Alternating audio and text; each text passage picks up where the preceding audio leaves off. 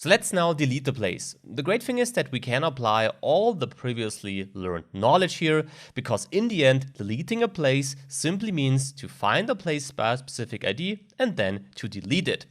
That's the main thing we have to do right here. For that, here in our delete place constant, we can get rid of all our dummy code that we have in here.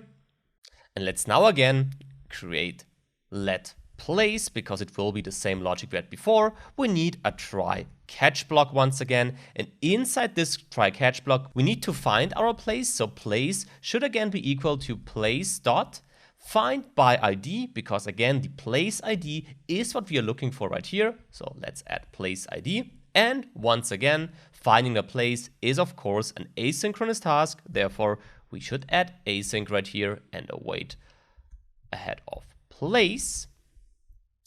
So that's the logic to find the place. Once again, we catch our error and we store it in a constant. Should be equal to new HTTP error. And let's say this is something went wrong. Could not delete place. And error code 500. Let's return next error. All these steps we did before basically. So this is finding the place, the first step. Now we have to delete it from our database, of course. For that, as for saving the data, in the end, we again use try catch.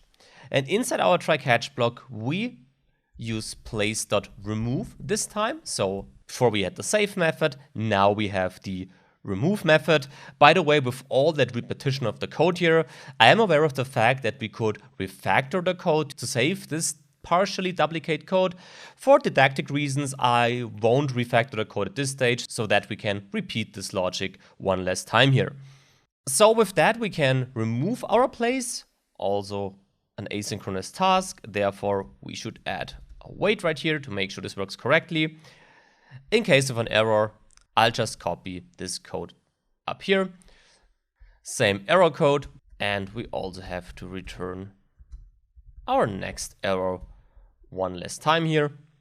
And with that, we are actually done already, because here changing our response doesn't make a lot of sense because we won't get back any document, well, as we remove it.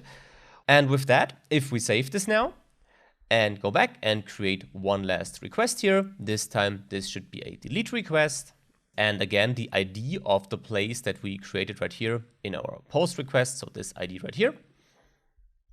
If we do so, we don't have to add any additional information here. And if I now press send, we get the message deleted place. And if everything worked correctly here, if we go back to our database and reload it,